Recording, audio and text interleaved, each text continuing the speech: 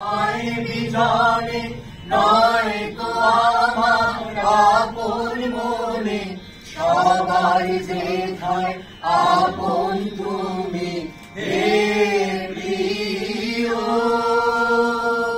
সেথায় আপন আমারও বিশ্ব সাথে যোগে যেথায় বিহার, সেইখানে তোমার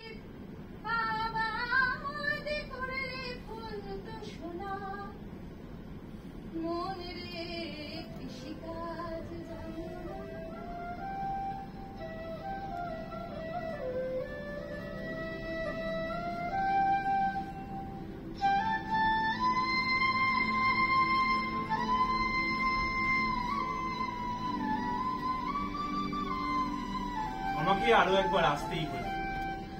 আসলে সেই যে অতিথিরা আসবেন বলেছিলাম, তাদের আসার সময় হয়েছে। তাদের একজন হলেন প্রখ্যাত ইতিহাসবিদ স্যার যদুনাথ সরকার এবং আরেকজন ভাষাচার্য সুনীতি কুমার চট্টোপাধ্যায়। তারা আসছেন প্রশান্ত চন্দ্রের সঙ্গে দেখা করতে।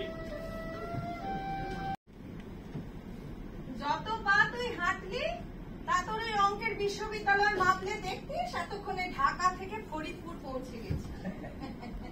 ওরে প্রশান্ত, রোস রোস এই শরবতটুকু খা তো বাবা, খা। ওমা, কানটা কি ঘরের মাঠে হাওয়া খেতে গেছি না? গির্জার ঘড়িতে তো কখন ৮টার ঘন্টা বেজে গেছে। কি এত ভাবিস রে? এই পিসিটাকে বল ওরা কোথায় আজকাল আসবে? তারা আচ্ছা পিসি, আমি তোমার একটা কথা জিজ্ঞাসা করবো, তুমি ঠিক ঠিক স্পষ্ট জবাব দিয়ে বলো। এই রে, চোখে তো চশমা নাই রে। বলতে তোমার চশমা লাগবে কেন? তা লাগবো না? কষ্ট না দেখলে কষ্ট কথা কইব কি করে বা? পিসি, তুমি তো গান্ধীজিকে দেখেছো না? না তো, দেখিনি তো। মানে তুমি তো সেবার গেলে পার্ক সার্কাস ময়দানে গান্ধীজিকে দেখতে। ওরে মুখ পোড়া, ওরা হলো সাত্ত্বিক মানুষ, ওদের দেখা যায় না, দর্শন হয়। আচ্ছা পিসি, যে লোকটা মারলো গান্ধীজিকে, লোকটা তো গান্ধীজির অনুগামী ছিল, পাশাপাশি থাকতো। সেদিন দুপুরে যখন বিড়লা হাউসে প্রার্থনার জন্য যাচ্ছিলেন গান্ধীজি, ওই লোকটাও তো প্রণাম করেছে।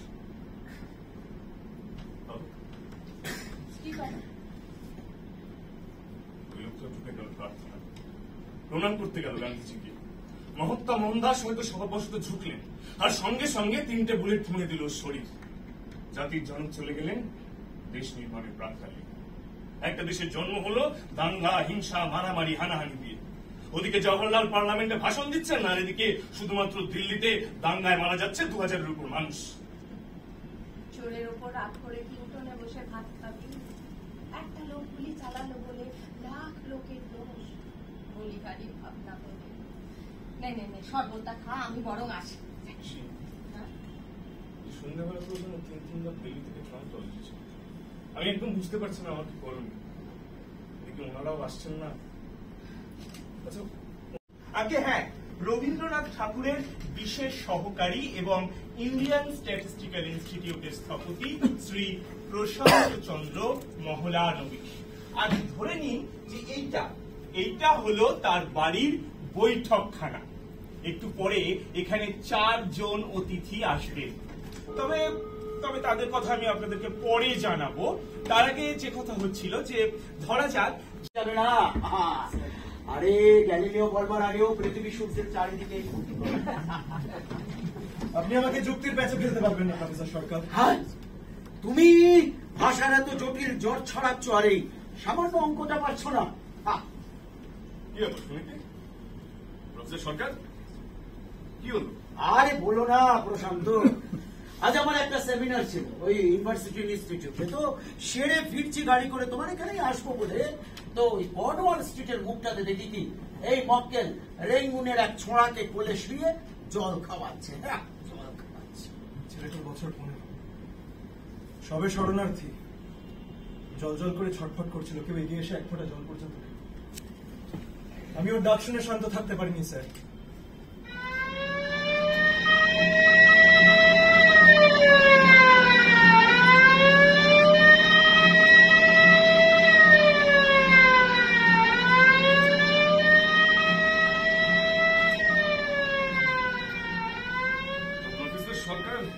আপনি এত রেগে গেলেন সুনীতি জল খাওয়ানো বলে? রেগে না না না না আরে রাখবো কেন আরে জল খাওয়ানো তো ভালো ভালো।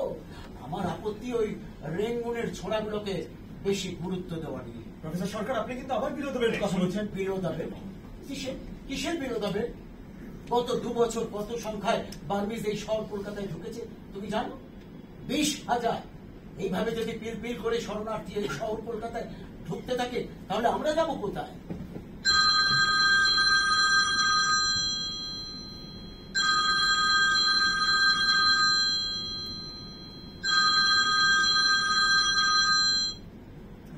সুনীতি, প্রফেসর সরকার, আপনারা যে বিষয়ে এতক্ষণ আলোচনা করছেন আমিও আপনাদের সেই বিষয়ে আলোচনা করার জন্যই এখানে ডেকেছি। কেন হে? বৌদি নেই? কাছে এক বন্ধুর বাড়িতে গেছে, ওরও চলে আসার কথা।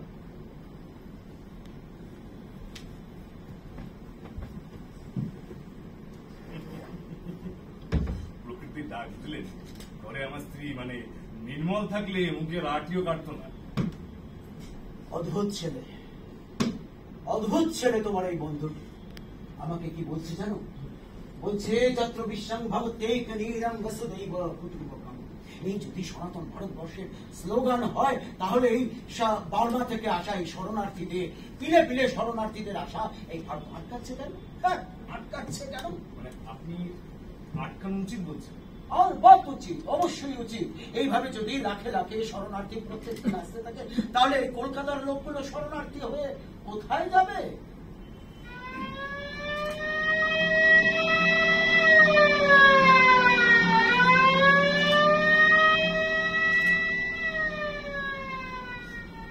ওদেরকে স্রেফ মুহূর্ত দেব, মানে ওদের দেশের সব খবর জানা সত্ত্বেও আমরা ওদেরকে মুহূর্ত দেব।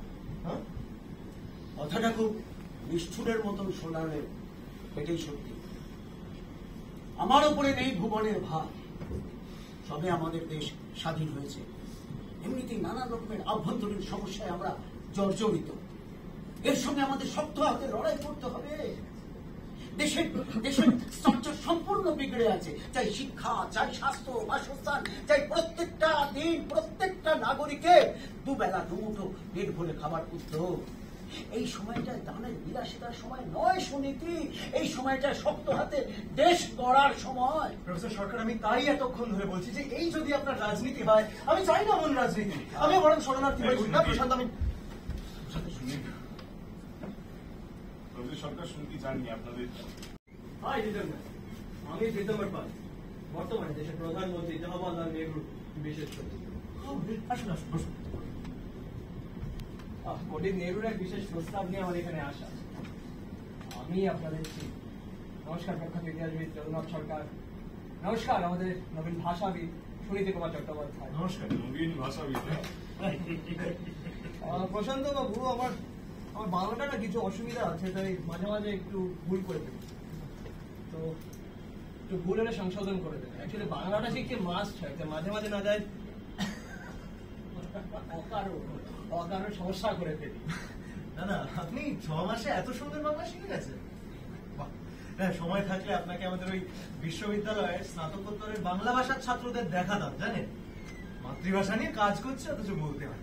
হ্যাঁ, না ওদের বলতে হয়।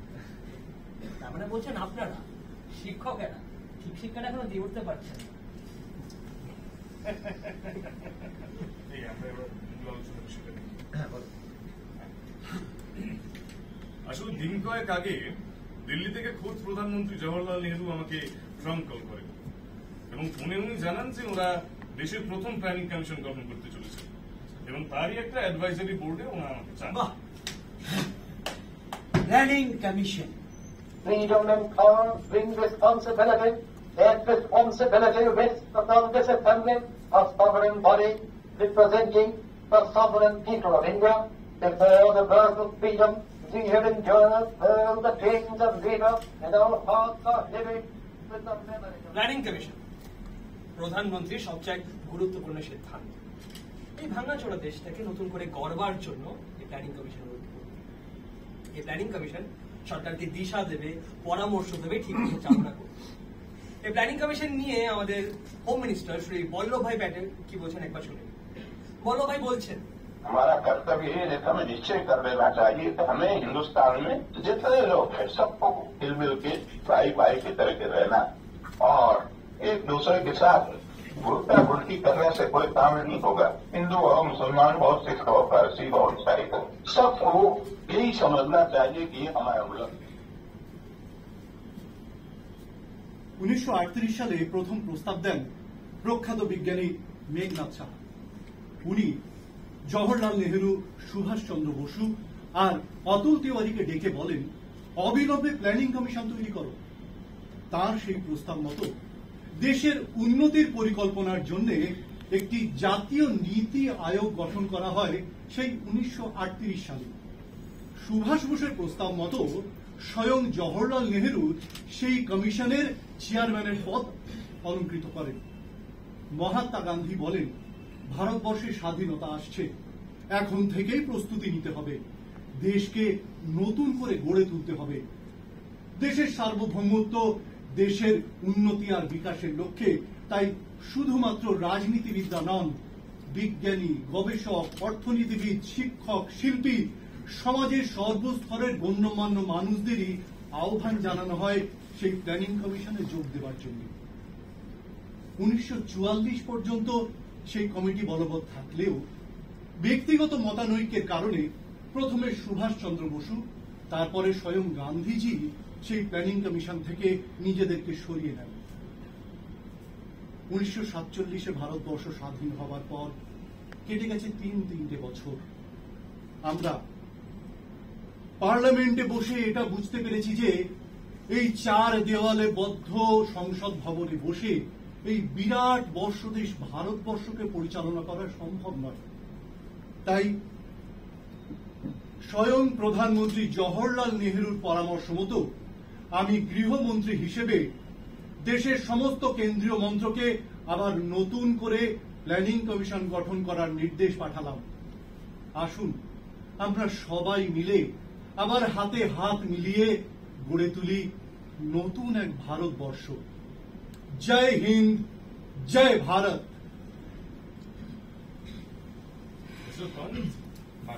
বলুন,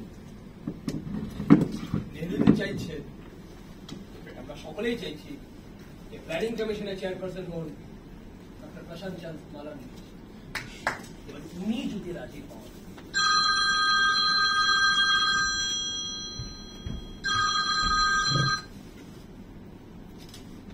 এই মুহূর্তে এই পক্ষে যারা আছেন তাদের প্রত্যেককেই আমি ব্যক্তিগতভাবে খুব সম্মান করি এবং তাদের মতামতের মূল্য আমার কাছে অনেক। আমি আসলে খুব বিভ্রান্তির মধ্যে রয়েছি। আমার কি করা উচিত আর কি করা উচিত না আমি বুঝতে পারছি না। এবার আপনারা যদি আমায় দিশা দেখান। একজন 15 বছরের কিশোর রাস্তায় পরে গড়াগড়ি খেলেও তাকে জল দেওয়া যাবে না। এটার ধর্ম কি জাতির ধর্ম, হিন্দু মুসলমান নাকি মানুষের ধর্ম? ওর মতন বিদগ্ধ একজন মানুষের কাছে ধর্মের এরকম অপব্যয়, মন যে মানতে চায় না।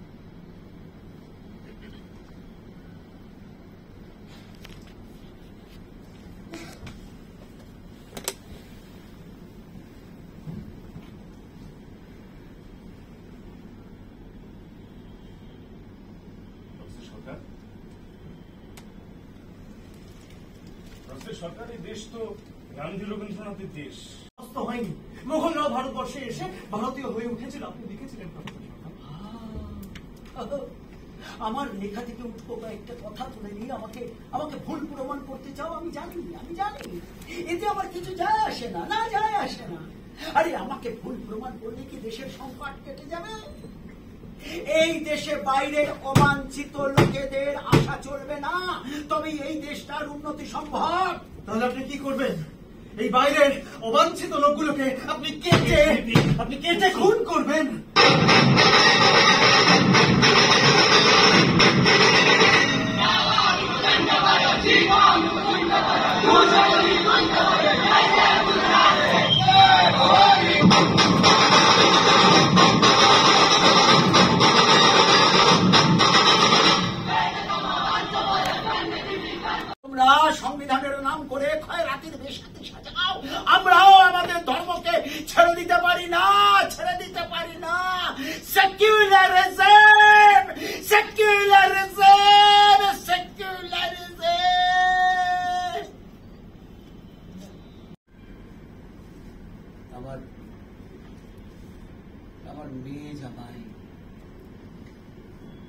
ইসলামপুর থেকে ফিরছিল।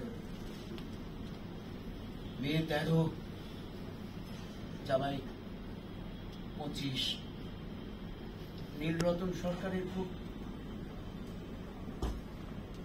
প্রিয় ছাত্র ছিল। ইসলামপুরের কাছে ওদের গাড়ি থেকে নামিয়ে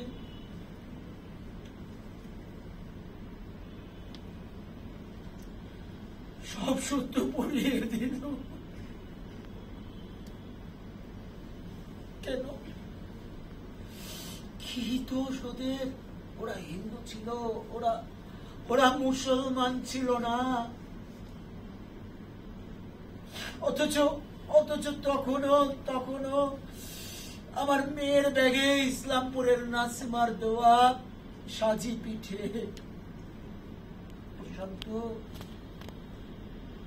প্রশান্ত কেউ ছাড়ে না, প্রশান্ত কেউ ছাড়ে না। তবে আমরাই বা কেন ছেড়ে দেব প্রশান্ত? আমরাই বা কেন ছেড়ে দেব? তুমি যদি ওই প্ল্যানিং কমিশনে যাও, ওদের বলো এই দেশ হিন্দুদের, এখানে হিন্দুরাই বেঁচে পড়তে থাক, যেমনটা ওই পাকিস্তানে এই মুসলিমরা বেঁচে পড়তে রয়েছে। তিলে জলে মিশ খাবে, আর আমার দেশের মানুষ নিজ ঘুমিয়ে পরবাসী হয়ে ঘুরে বেড়াবে। না না না না না, এ হতে পারে না, এ হতে পারে না, এ হতে পারে না।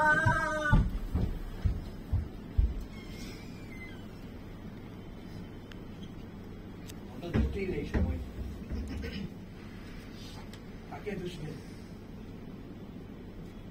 প্রত্যেক সন্ত্রাসের ভেতরে তো এরকম ব্যক্তিগত কান্নার গল্প।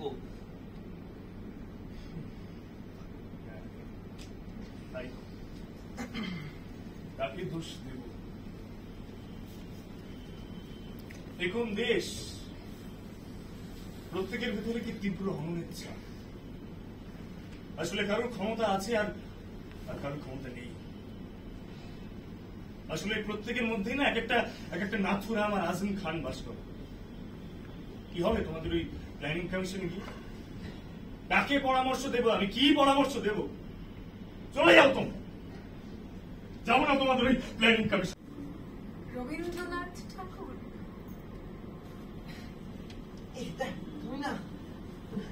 তুমি আমার মনটা পড়ে নাও, জানো বৌদি। এই জন্য আমি তোমাকে এত ভালোবাসি। না না, আজকে অনেকটা দূর যেতে হবে তো, আমি উঠি। হ্যাঁ, আসছি। কোন ভীরুকে ভয় দেখাবে আধার তোমার সবে মিছে? কোন ভীরুকে ভয় দেখাবে? এদিকে এসো।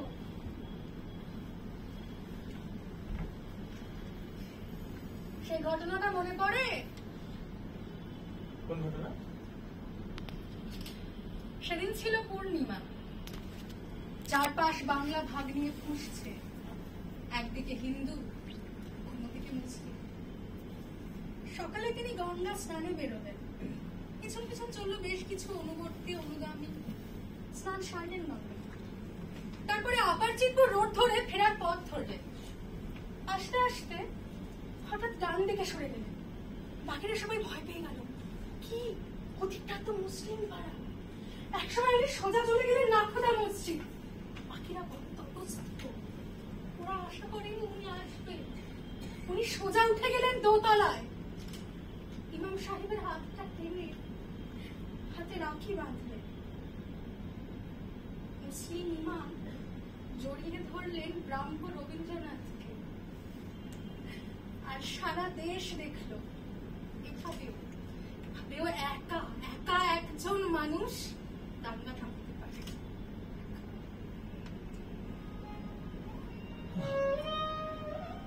বৌদি, তোমার কথায় আমি সারা দৃশ্যটা চোখের সামনে দেখতে পেলাম। দীর্ঘদেহী রবীন্দ্রনাথ হেঁটে চলেছেন, এক এক করে সব দাঙ্গা থমকে যাচ্ছে। বৌদি, তুমি গ্রেট, তুমি গ্রেট।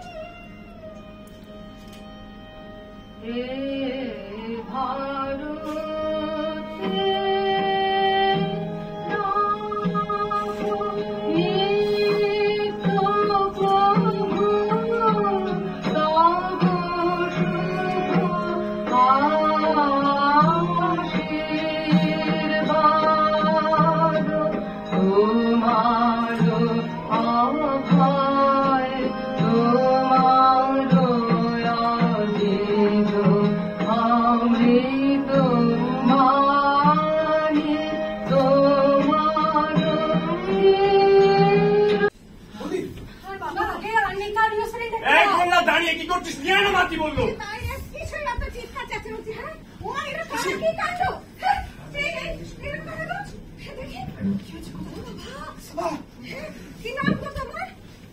আফজাল। আনন্দ। আনন্দ বাচ্চারা না জানি তোদের মায়েরা কত চিন্তা করছে। না না না কিছু ভয় নেই, শোন কিছু ভয় নেই, সব ঠিক হয়ে যাবে, ভয় নেই। বৌদি কি ব্যাপার কি ব্যাপার? আর বাবা বলো না, আমি তো গেছিলাম ভাষা পরিষদের অফিসে। বেরোবার সময় ড্রাইভার চিটারন বললো, ম্যাডাম এখন থেকে যান, রাজাবাজারে দাঙ্গা হচ্ছে। তো অপেক্ষা করছি, তারপর সব যখন একটু ঠান্ডা হয়েছে আমি বললাম পিছনের রাস্তা দিয়ে চল। তো আসছি, ওখানে দেখি দুজন রাস্তায় শুয়ে কাতরাচ্ছে, রক্তে চারিদিক ভেসে যাচ্ছে, বুঝলে। আমি একটু ভাবিনি, সঙ্গে সঙ্গে বললাম গাড়িতে তুলতে মেডিকেল কলেজে গেলাম। 8টা 10টা সেলাই পড়েছে পিসি, তারপর এখানে আনলাম। বেশ করেছো বৌমা, বেশ করেছো। এখানে এদের কোনো ভয় নেই, বেশ করেছো। কিসের ভয় দিদা? এদের ভয়? নেহা তখন মাথাটা ঘুরে গেছিল, নাহলে কাটারের এক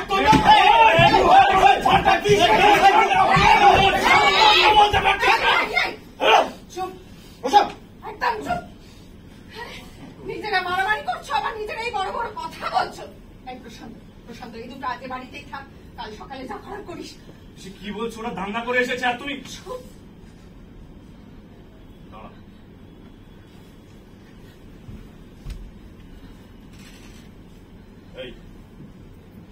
এইদিকে তাকাও, ঠিক করে তাকাও বলছি, ঠিক করে তাকাও। তুমি মোহাম্মদ আফজল খান, এটাই না? প্রেসিডেন্সি 3rd ইয়ার কেমিস্ট্রি। হ্যাঁ স্যার। তুমি তো ভালো ছাত্র ছিল, তুমি এসবের মধ্যে কি করে জড়ালে? স্যার আজকে সকালবেলা একজন এসে বললো যে এরা নাকি আমাদের মসজিদের সামনে আগুন ধরিয়ে দিয়েছে।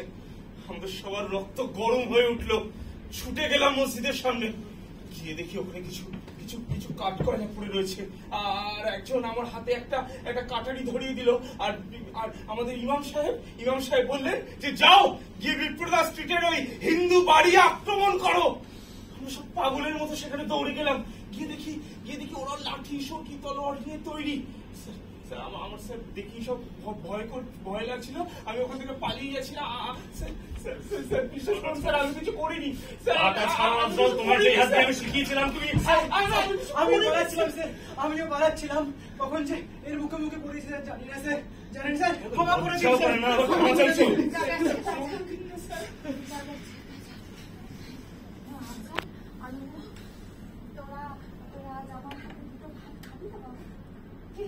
চুপ করে আছিস কেন? বল না, খাবি তো?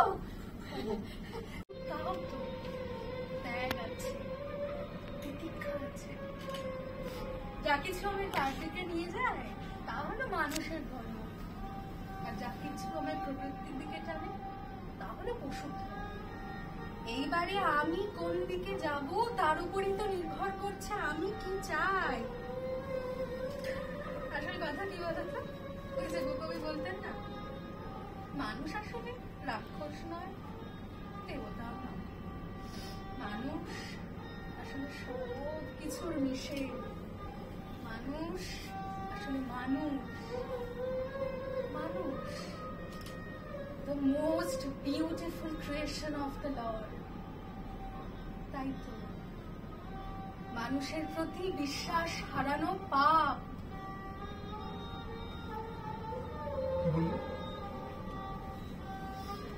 মানুষের প্রতি বিশ্বাস হারানো পাপ। সভ্যতার সংকট, পৃষ্ঠা 8।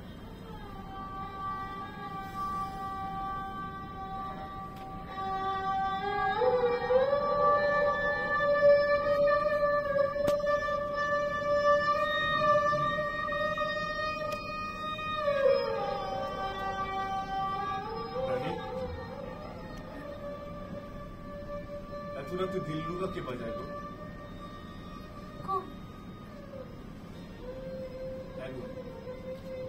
কি বাজায় দিলরুবা?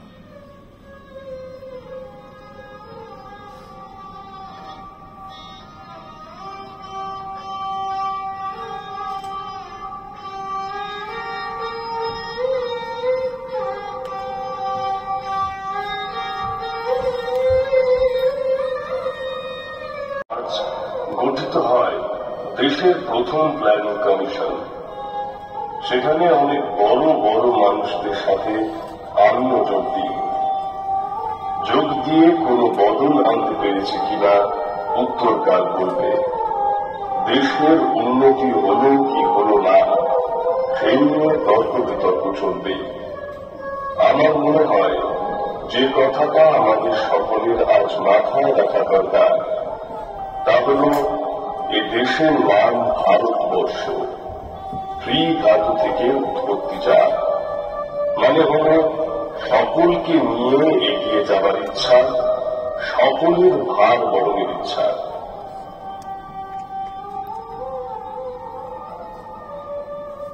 এ দেশের নাম ভারতবর্ষ।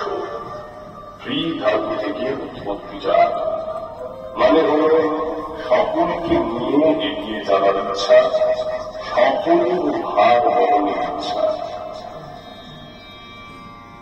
বিশ্ব সাথে যোগে যেথায় বিহার, সেইখানে যোগ তোমার সাথে আমার।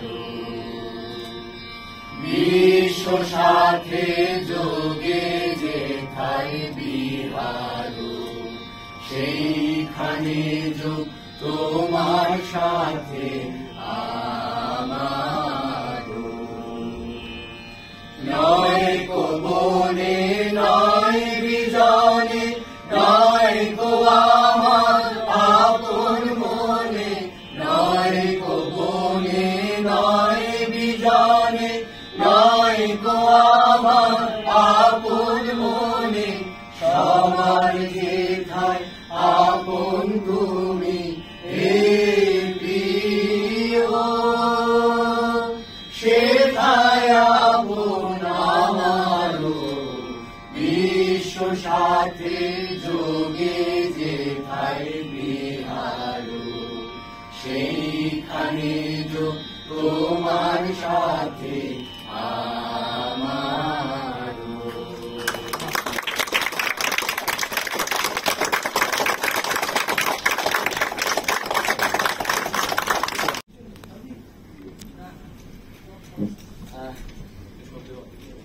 আপনাদের সকলকে আরো একবার বিশেষভাবে ধন্যবাদ জানাই।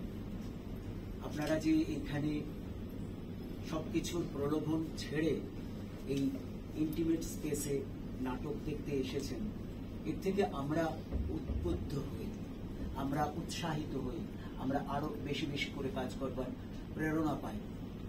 আমার সাথে রয়েছে শুভজিৎ, সমর, সবাই আয়, অভিজিৎ আয়, আর সুমিত কোথায়। আর আমি অবশ্যই দেব যেখানে আমাদের নাটক করা সত্যি খুব কষ্টকর হয়ে দাঁড়িয়েছে। যারা প্রতিদিন অভিনয় করেন মঞ্চে দাঁড়িয়ে, তারাই বুঝতে পারেন কতটা এক্সপেন্সিভ। এই অর্থের যোগান হয় না, অথচ খরচ আমাদের রেকারিং প্রতিদিন করতেই হয়। সেই জায়গা, অথচ আমাদের মনের খিদে তো মেটে না, প্রত্যেকদিন অভিনয় করতে চাই আমরা।